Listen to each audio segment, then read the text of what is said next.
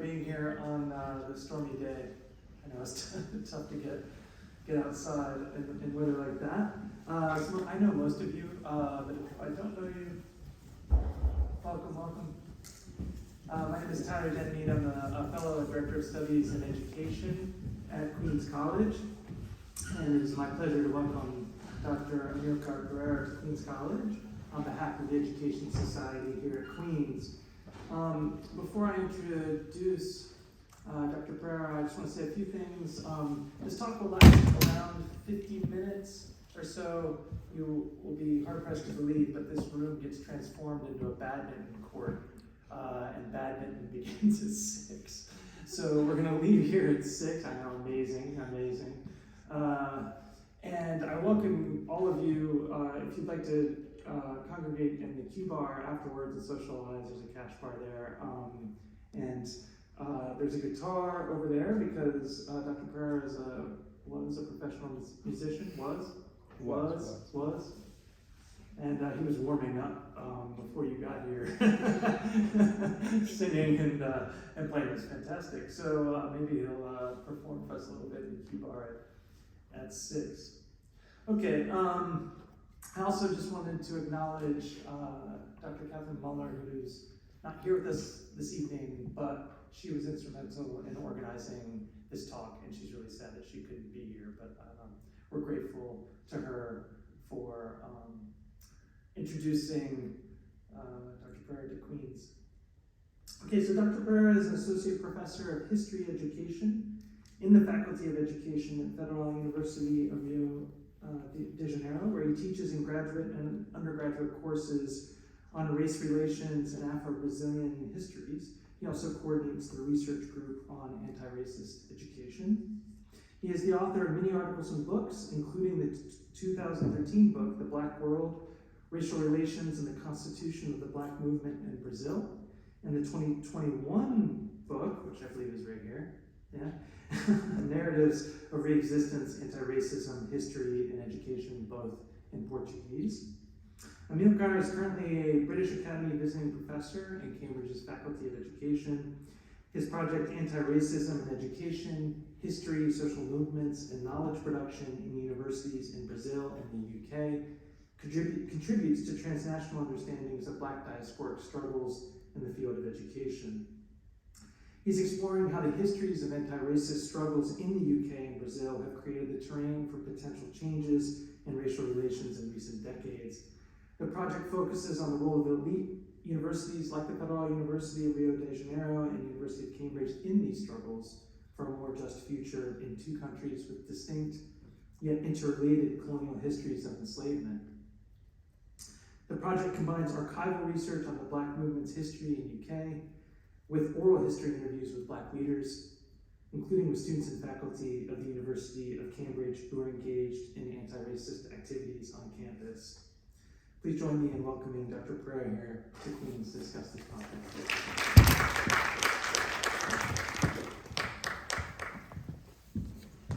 Well, I would like to start thanking Professor Tyler and Professor Catherine Muller.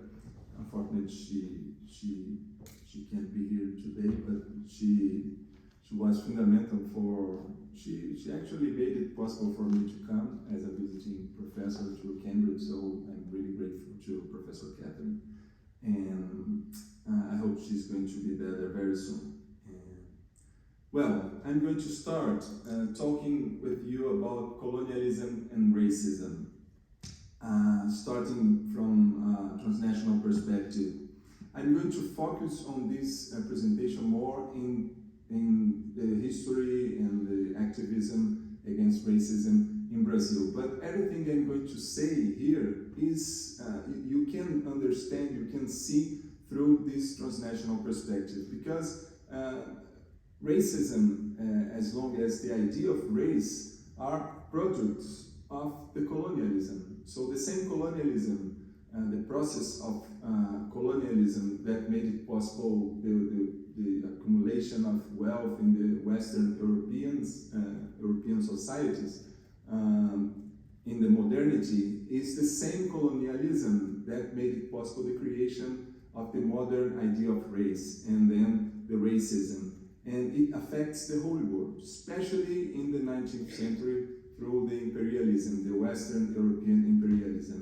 So one cannot think about the impacts, the effects of the colonialism and the racism in a specific nation or in a specific territory, because it was a transnational process, which means that when we think about colonialism, we think about the transformations of the whole world in the last 3 or 4 centuries, and including the development of the capitalism, the modern capitalism as we know nowadays. And this sentence, I took this picture, it's a picture, I took this picture in the entrance of the International Slavery Museum in Liverpool last week.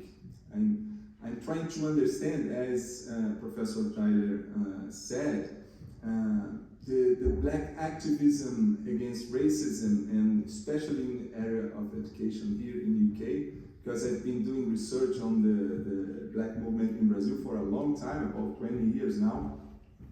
And when I got there to the International Slavery Museum, because colonialism is also what made it possible the creation of the transatlantic slavery system in the last 4 centuries, in the 16th, 17th, and 18th century. So when I got to the International Slavery Museum in Liverpool, I saw this sentence, and I took this picture, and I thought it would be perfect to start our conversation using this sentence from William Prescott. And through the presentation, I'm going to come back to this sentence, because it shows 2 very important things in my point of view to think about colonialism, racism, and also anti-racism, especially in the area of education. When you think, he's talking about buying and selling living people, human beings. So you can see all the violence of colonialism through the slavery system. And he's talking also about the importance of memory, how memory is important, and how the black people enslaved in Africa and brought to different parts of the world, they sell it, being sold, being bought as things, how they understood, they historically understand the importance of memory. They will remember that we were sold, but not that we were strong. They will remember that we were bought, but not that we were brave. William Prescott. And the people from the museum say, we will remember. I hope we remember. We remember Stephen Lawrence. We remember George Floyd. So it's been 30 years since the murder, the assassination of Stephen Lawrence in London.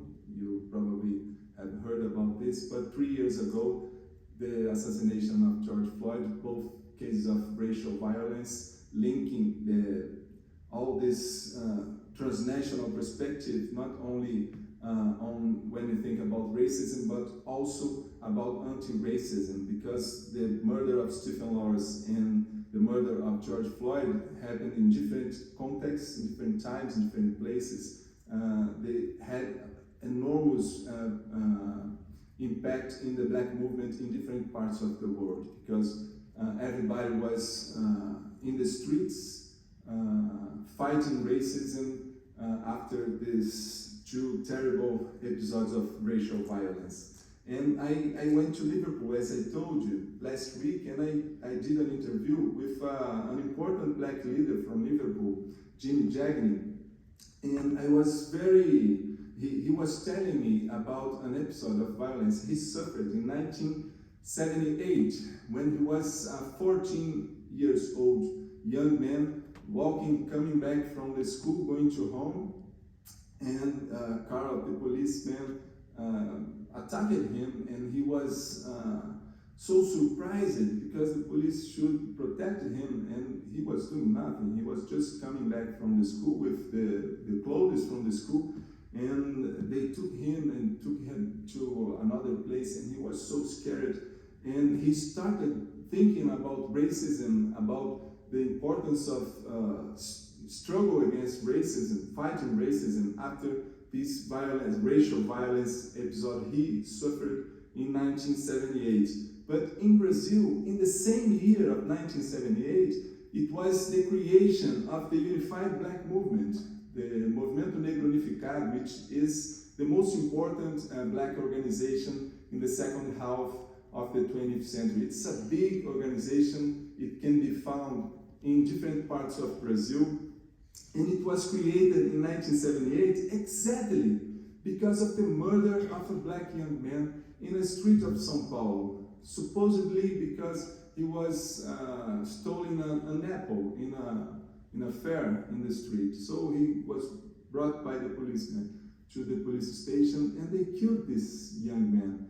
He was 18 in that time, just because he was a black man. So the racial violence linked to colonialism and racism happened not only here or in the US, but in Brazil and in different parts of the African diaspora, especially in the 20th century. So I think we have to think about this 20th century, and I brought here a reflection, a theoretical reflection, an epistemological reflection I would like to share with you about the 20th century.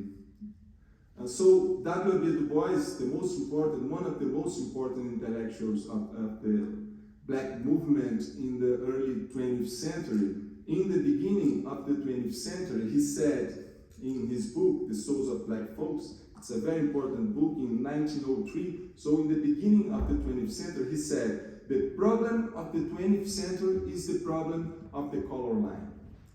Eric Hobsbawm, by the other side, you probably know, it's a very famous historian, a British historian, and very well known and very important historian. He says that in writing the end of the 20th century, in 1994, he says that the 20th century is short. It would be the years from the outbreak of the First World War and to the collapse of the USSR. So a short 20th century, comparing to the long 20th century, 19th century, the long 19th century. He studied and published a lot of books about the 19th century. So there are two interpretations of the 20th century here. For W.B. Du Bois, the 20th century would be absolutely marked by racism. Hobsbawm, on the other side, in more than 500 pages, uses the word racism only 9 times, almost always mentioning the racism of Hitler, the Nazi racism. To the Brazilian historiographer, the Eurocentric bias has been the norm, just like in the works of Hobsbawm and many other Europeans and American historians. So it has been the denial of the importance of racism in the structuring of Brazilian society historically. And I've been learning a lot, talking to many people here. I've done some interviews here, and it's similar. This denial of the importance of race and racism to the formation, to the historical formation of the societies, not only in Brazil, but also here in UK and in parts of Europe. So I'm proposing an epistemological change using the breaking of temporal conventions and the relativization of chronological time made by Hobsbawm, which I think is brilliant, and using the Du Bois statement of on the importance of racism, and in my opinion also the importance of anti-racism, to think about the historical formation of Brazilian society in the period of time between 1989, which is just after the abolition of the slavery in Brazil. Brazil was the last country in the Americas to abolish slavery. It was only 1888. So in Brazil, we started a republic in 1889 and established a racial policy in the beginning of the republic in Brazil, as I'm going to show you. So between 1889 and nowadays in Brazil, in my opinion, we are living in this long 20th century of the color line in Brazil. We are still living. despite the fact that the Black movement achieved some important changes in Brazilian society during the last decades. We won't have the time, but I really would like to listen to you about what you think in the UK in terms of race relations here. In Brazil, you can see in the 21st century, the homicides against Black population just increases. And I'm going to talk about more of this. So the racial violence we saw in 1978 with the murder of that young man, which was the motivation, gave the motivation of the creation of this important organization in 1978 in Brazil during the military dictatorship. We had a military dictatorship from 1964 to 1985 for more than 20 years. In that period, the creation of the Unified Black Movement was very important. It was caused by the violence against the Black population. So the numbers increases in the 20th century. You see there's no, okay, no problem. You can see the graphics. You see how in the 21st century the numbers are increasing. So much more Black young men have been murdered in Brazil, and the data it's so terrible. It's difficult to say for me. In 2017, so 5 to 6 years ago, more than 70,000 Black young men from 15 years old to 24 years old were murdered in Brazil in 1 year. It was a Black young man murdered in Brazil each 26 minutes in the year of 2017. Can you imagine the dimension of this violence? So when I finished this talk, 2 Black young men were murdered in Brazil in this period of time. So it's something unbelievable. It is happening every day in Brazilian society. But when you think about the access to school and education, the average schooling by color or race in Brazil during the whole 20th century, when you think about the race relations in education, the gap between the average schooling of white men and women comparing to the Black population, you see the gap remains the whole 20th century.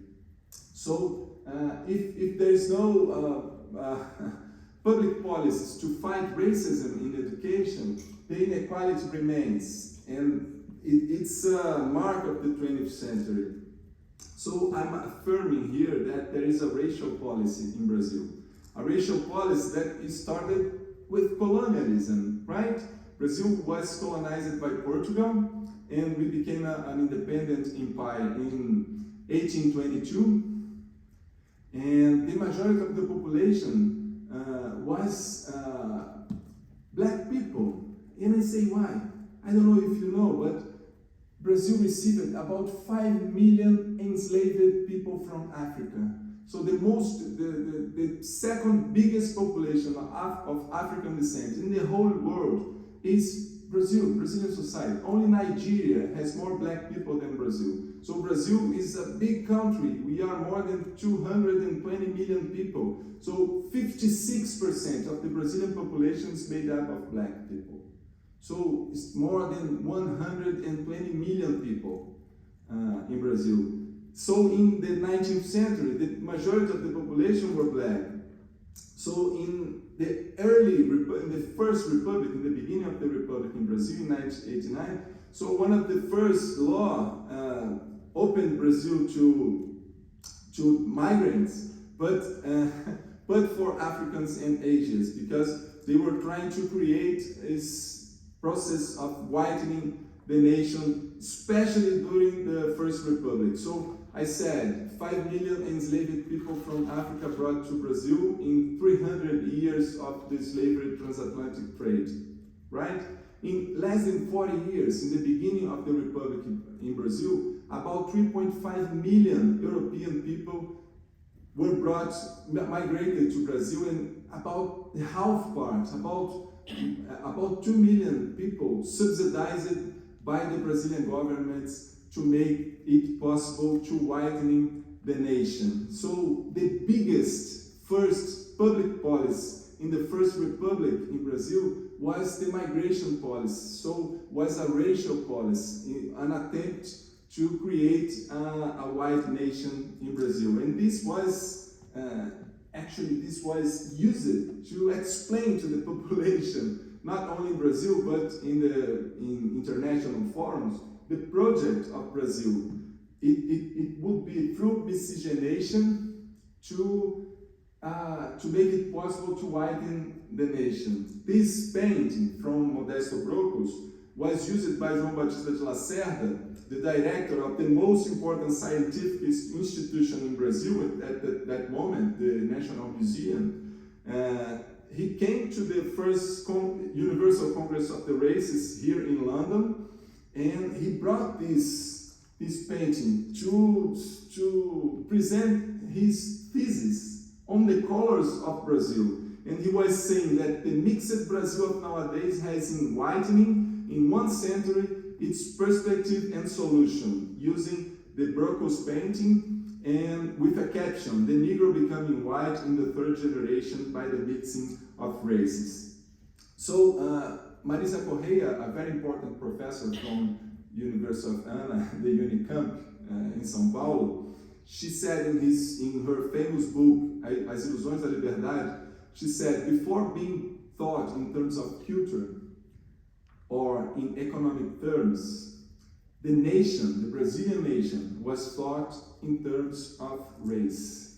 So this attempted to widen the nation was not only about the complexion, the phenotype of the population. They developed this racial policy to widening the culture of the Brazilian population. So there is this very important book from this American historian, Jerry Davila, Diploma of Whiteness. It was translated into Portuguese, and it's a very important book. He was showing how the public policy on education, the whole educational system was being built in Brazil during the First Republic as a kind of hospital to heal the race. And when you see the Federal Constitution of 1934, which was the first democratic constitution created in Brazil, in the Republic, it said there in the Federal Constitution that the Brazilian states and municipalities should encourage eugenics education. I'm sure you know what eugenics is all about. It's a kind of fake science from the 19th century, used by Goebbels, by Hitler, and many people in different parts of the world, in an attempt to better the race. So eugenics, it's something just terrible, because you understood. I said Hitler name, you say you know it's terrible.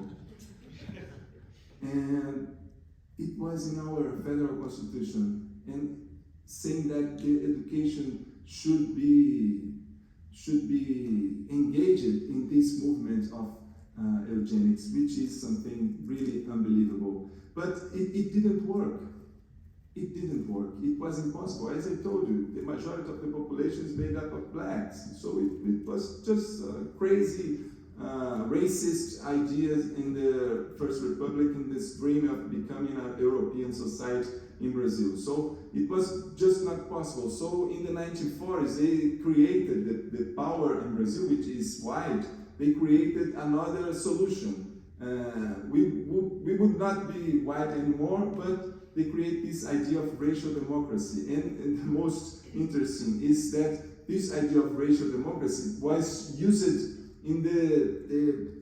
with more support by the Brazilian state during the military dictatorship, as I told you, from 1964 to 1985. So it was not a democracy, it was a dictatorship, but they used the idea of racial democracy as a matter of national identity. And it was a law, the National Security Law, with an article prohibiting anybody to talk about racism in Brazil. If you talk about racism in Brazil during the military dictatorship, you would be in jail, just to talk about racism in that period, because it was a matter of a national identity. Racism, there was only in the US or South Africa. Brazil was a racial democracy. So Following this line, there would be not racial prejudice in Brazil, and the black backward position would be an exclusive consequence of slavery. Which makes the things really hard, really difficult to the black movement in Brazil, because if there was no racism, why to create a black movement in Brazil? So this is something really important nowadays. Many people believe in Brazil until today that there is a kind of racial democracy in Brazil. But you saw the numbers, the black people being murdered every day in huge numbers in Brazilian society. So racism is there, structuring the relations between people, among people in Brazilian society and in many parts of the world. It's a transnational phenomenon. So how to imagine and build a new world without racism? This is one of the most important challenges we have as society in this period we are living in. So I think, inspired by the poetry, I choose this sentence from a poet, a Mexican poet, Octavio Paz, who says in a book, this sentence for me is brilliant. I really think this is a brilliant sentence. It's a simple one and really brilliant. He says, the plurality of pasts make the plurality of futures plausible. When you know the plurality of past, you understand that the life we live in, the social life, the way we see the world, the way we read the world, like Paulo Freire used to say, it's a construction. It was built by men and women in time and space. So it's not natural. If it's not natural, and if we make history every day, we can create different futures, including futures without racism. So to understand the past and the plurality of past, the different ways people lived, people related to each other, people related to the world, it's fundamental to walk and to create something new. It's I'm going to give a drop of African wisdom. The Adinkra Sankofa.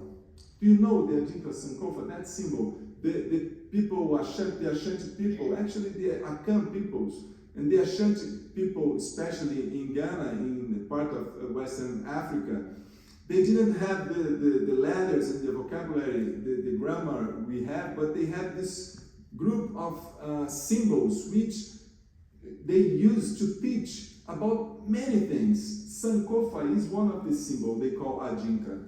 Sankofa, actually, I remember in the place where George Floyd was murdered in 2020, I went to there and I gave a lecture. It was an important moment to me, with a lot of social movement leaders and the people there. And I saw in the very place where George Floyd was murdered, there is a Sankofa painted in the wall there. So it's a transnational symbol used to make us to think about the importance of the past, because the black movement understood, like William Prescott, the former enslaved, I quoted here, the importance of the memory to make it possible to change the future.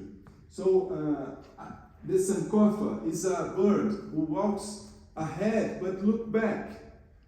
The bird who walks ahead but look back.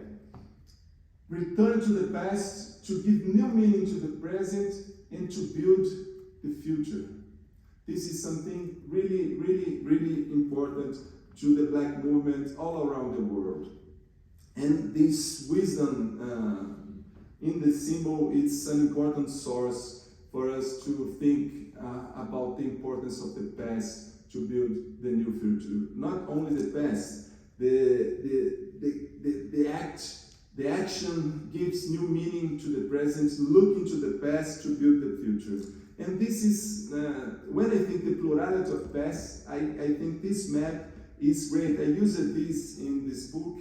I'm going to show again later this map, because for me it's remarkable. You see, this map was produced in Western Europe, in what is nowadays Italy, by a European in the 16th century, in 1512. And this is a very important historical map for the Brazilian society because it is the first world map with the name Brazil written. You see there, Brazil in the north. It's the first world map with Brazil written. So it was bought by the Brazilian government in the early 20th century, and it is in a permanent exhibition in the foreign minister there in Brazil. And you see, in the 16th century, Europe was not the center of the world. You could see the world differently. And as you know, the world is not flat, right? Everybody knows that. In Brazil, there are people now believing that it's flat, but it's not. So it's a ball, kind of ball, and it's in this movement, and in the, I can't translate it because my basic geography. So in Portuguese, you say rotação e translação. Can you translate it for me? So it's a ball, and when you say what's the north, what is the south, it's a matter of representation. You can represent the reality in different ways. So in Europe, in the 16th century, a very important man, because probably he was a very important man, we have this historical source until today, so he probably had some fame there in that moment. He could see the world differently. Europe was not the center. There is a plurality of past. If I ask you, for example, what is the oldest university in the world? And when I ask this, everybody says a European city or European university, but it's not true. The oldest university was created in Morocco, in Africa, and it was created by a woman, Fatima Al-Fihiri, and she was a refugee woman. So take it to your house and think about this when you arrive at home. The oldest university was created by an African woman, and she was a refugee. So think about this. I think it's a great information for today. So the plurality of pasts.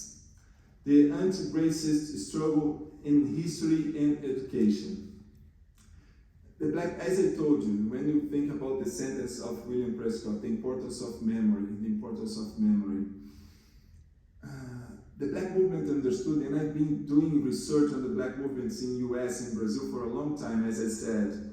The Black movement understood that if the Black lives doesn't matter in curricula, in school, it's much more difficult to convince, to make the societies understand that the Black lives matter.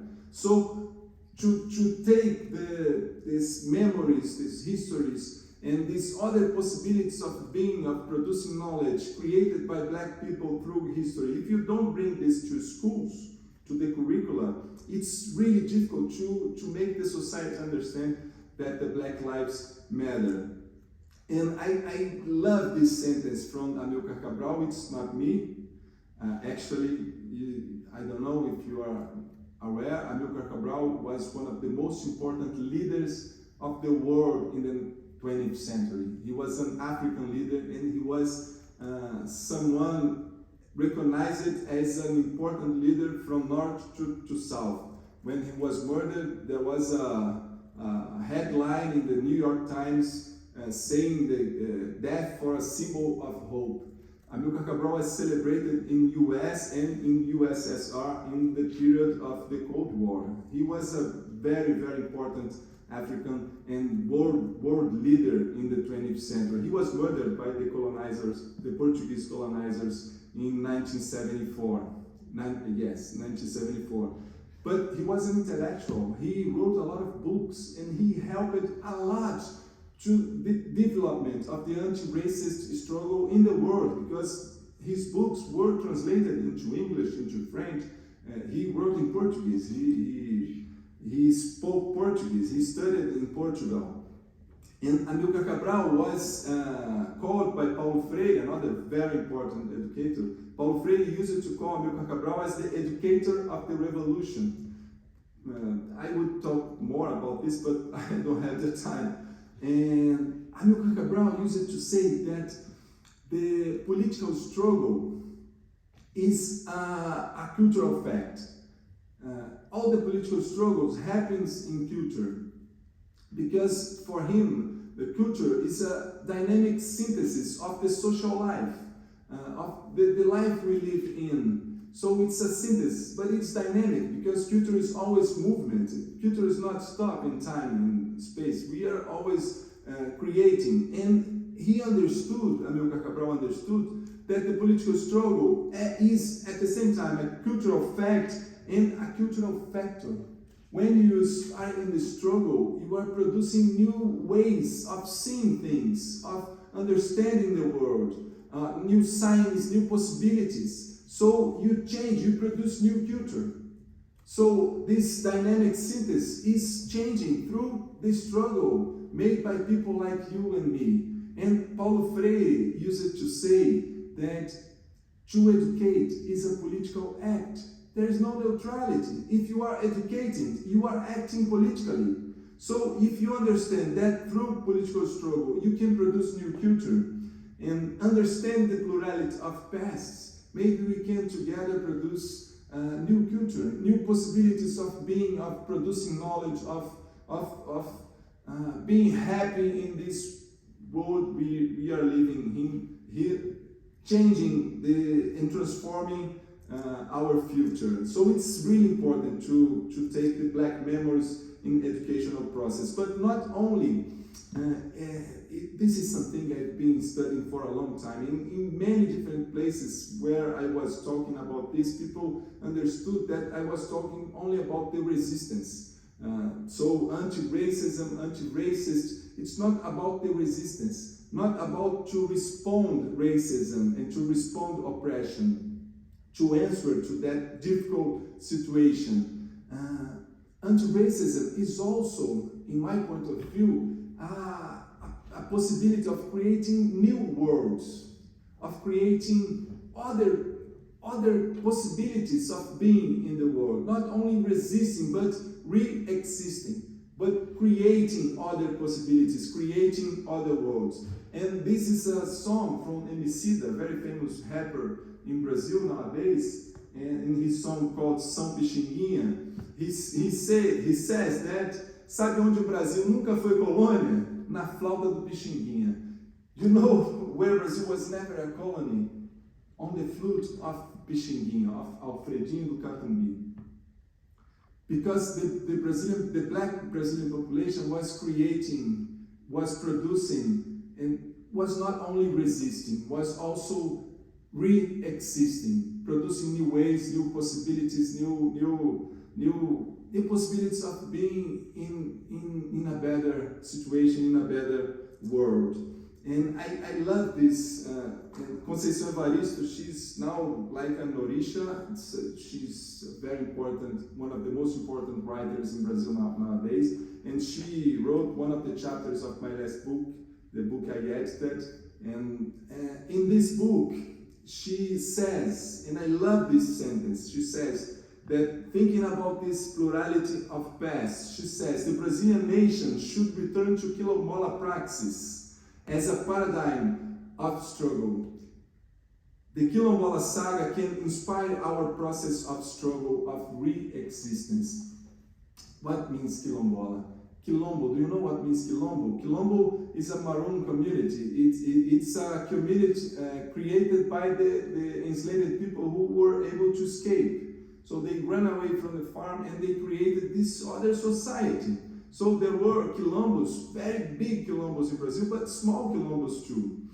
But the question Conceição makes us think in this book, in this chapter in the book, is that the quilombolas, the people who created these quilombos, they didn't know what would happen if they escaped the slavery. They didn't know. The life would be worse, could be worse there. Because they could be hungry, because they didn't know if they would find food, and they could be caught again by the slavers, the slave owners. So the life which was miserable before could be worse when they returned to the farm because there were a lot of repression. So they didn't know what would happen, but they escaped, and they were always in group. There is no quilombo of one person. If it's one person, it's not a quilombo. The idea of quilombo is imagine and escape to create a new world, always together, always in group, always collectively. Because if it's not a collective, it's not a quilombo. So the aspiration of freedom and the possibility of imagining a new society, it was what moved these people to a situation that they didn't know any control. They didn't know what would happen, but they escaped and they created these other societies. And it is really important to Brazilian history.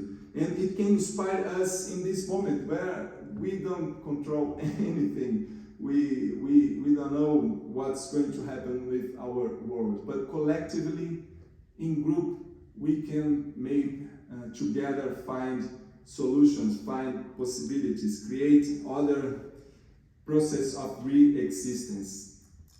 And Lélia Gonzalez is another black leader in Brazil, and she created this idea of an América Latina more than 10 years before the Black Atlantic, written by Paul Gilroy here in UK, which is a very important book. But Lélia Gonzalez was defending the idea of an América. América would be an America African in its future, always in process and faced with the struggles, possibilities and contingents in each time and space. She understood the importance of the culture and not only the resistance made by the black population in Americas, but the process of re-existence in the 1980s. She wrote in this article, she defended the idea of an América Latina. The idea of the Portuguese would be the language spoken in Brazil. The very language spoken in Brazil would not be Portuguese, would be Portuguese. And I tell you something, the second time I went to Africa, I went to Cape Verde to launch my book and to give a lecture at the university there. And when I was arriving to the university, the first person who talked to me was a student, a young man, and he came to me and asked, "Professor, you are going to talk in Brazilian, right?" And I said, yes. It was the first time I thought about this, that in Brazil we speak Brazilian, we don't speak Portuguese. Why? Because, think with me, we represent the reality based on the experiences. So we represent the reality through language based on our experience of being a human being in some social context, historical context. So the experience of being a Brazilian is not the same experience of being a Portuguese person. So the importance of the African language and the native Brazilian language, the indigenous language in the very language we speak in Brazil is amazing. It's something that if you are not used to understand Portuguese, if you go to Brazil and spend 1 month in Brazil and then you go to Portugal, you think it's another language. To the Cape Verdeans, it is another language. They say that we speak Brazilian. We not speak Portuguese. And this is the Portuguese of Lélia Gonzalez. And why is this? Because the re-existence of the black population historically in Brazil made it possible for us to speak the very language we speak. We don't use the word Benjamin to call the youngest of the family, how they say in Portugal. In Brazil, the youngest of the family is, if there is a Brazilian, you know, how we call the youngest of the family?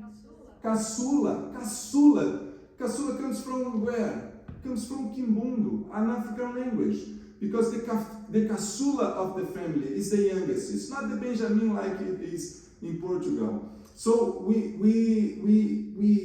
were able, the black population was able to keep their culture, to keep their words, their ways to see the world, and reimagining, re-existing. They made it possible for us now to speak the very language we speak in Brazil. And this is people, the black people were talking and understanding the importance of this cultural process through education for a long time, as I told you. In the 19th century, we can find schools made by black people in Brazil.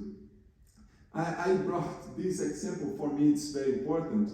The Clarim da Alvorada, it's a black newspaper created in 1924 in São Paulo, and they were in 1929 trying to create this Congress of the Black Youth in Brazil. This Congress of the Black Youth inspired in the movement of the black population in different parts of the world. For example, in 1910, it was created in South Africa, the African National Congress, which eventually became a political party. So inspired in this black movement, this transnational black movement, the black movement in Brazil was trying to create a political organization in the 1920s to make it possible through education to get a better condition of life. So they were really worried and they were spending energy to make it possible for the black population to access the educational system in Brazil. It was a Eurocentric educational system, but they were trying to make it possible for the the black population to have education in Brazil. Because in many parts of Brazilian society, the black population simply could not attend schools. It was prohibited in many parts. For the enslaved people during the slavery system, the enslaved people would not be able to attend school to learn. It was prohibited. But in many parts of the Brazilian society, even after the abolition of slavery, there were some laws, some decrees, state decrees, making it really hard for the black population to access education. But I'm using this expression from Nilma Gomes, another intellectual and leader of the black movement in Brazil. Nilma Gomes says that the black movement is educating the Brazilian society.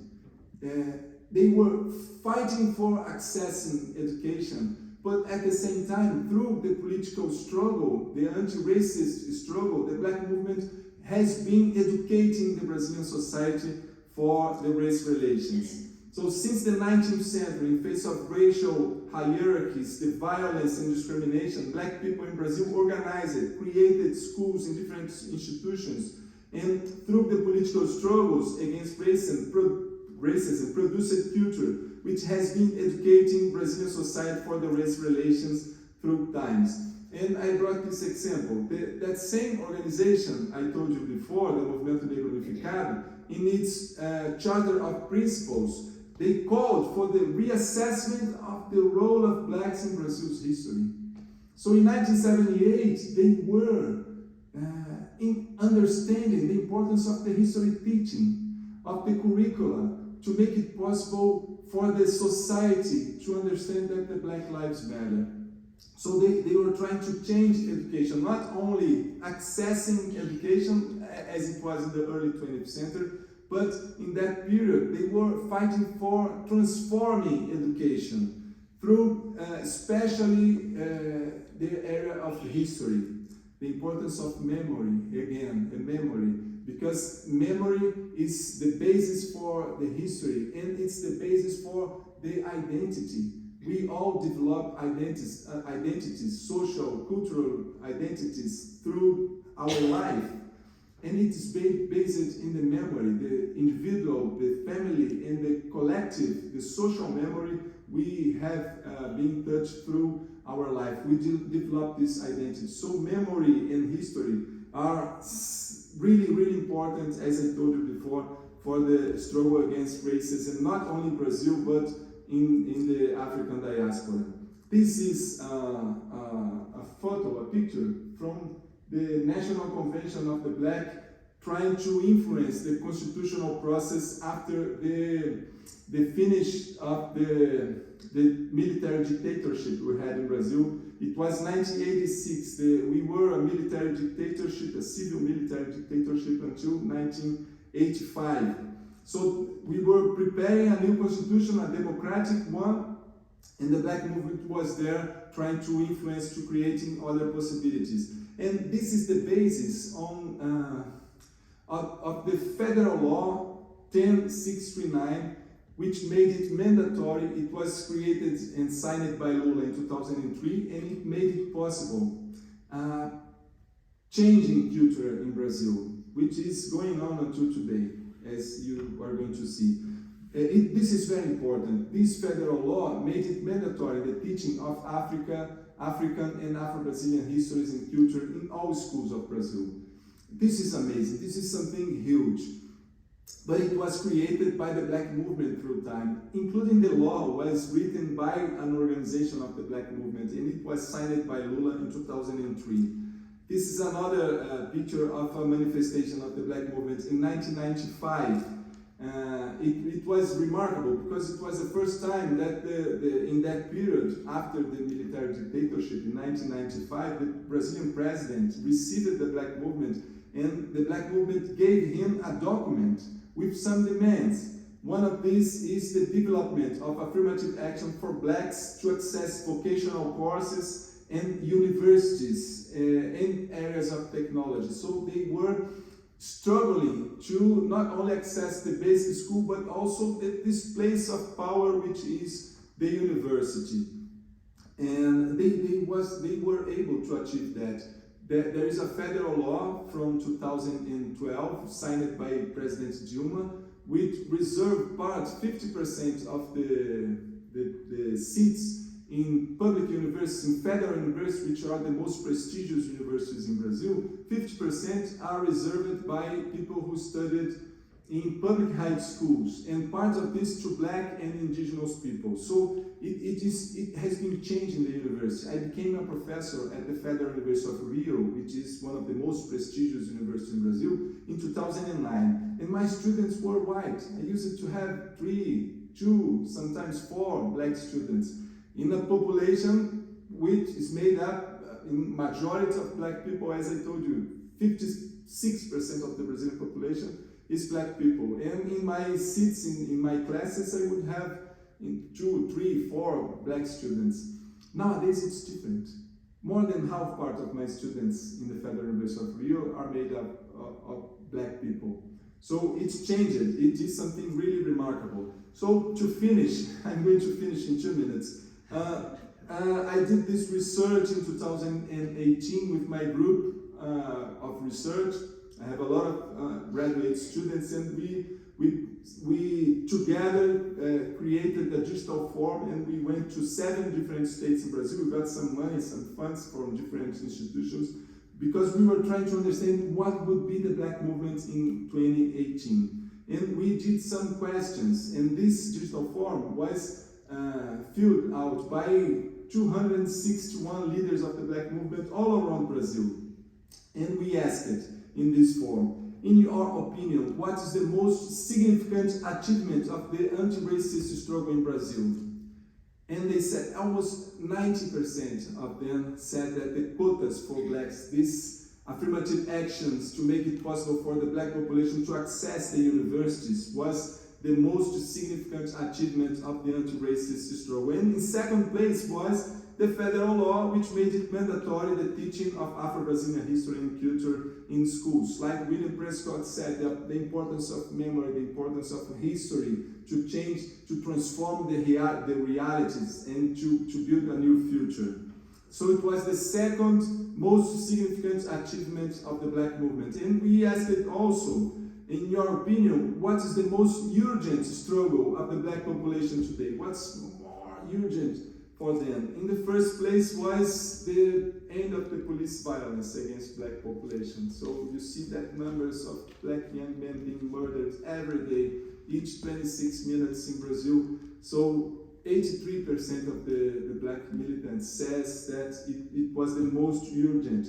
But the second most urgent struggle for the black movement is the implementation of the law that made it mandatory the teaching of African and Afro-Brazilian history and culture. So you see how important to access education, but not to access, to transform education is to the black movement in Brazil. I'm going to finish. So my final considerations, I hope we have the time to talk after leaving the room. In my point of view, the achievements of the black movement in Brazil, producing culture through the political struggle, as would say Amilcar A, especially in the area of education, even with all the racial violence during this long 20th century of the color line in Brazil, makes it one of the most successful social movements in Latin America. I would like to talk more about this with you. But we are talking about 35 years of the first really democratic constitution created in Brazil. And 20 years after this federal law that made it mandatory, the teaching of African and Afro-Brazilian history and culture. So I would finish with this sentence from Jurema Werneck, which is another black leader of Brazil. She says, "Our step comes from far away."